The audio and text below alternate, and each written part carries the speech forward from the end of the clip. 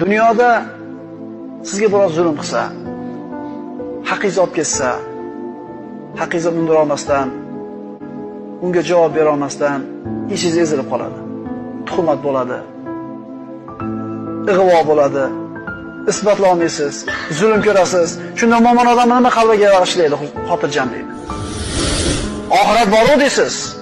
Chunki hech kim yo'q sizga talabingizni oladigan. Kimga bormang siz nohaq bo'lib tura olasiz.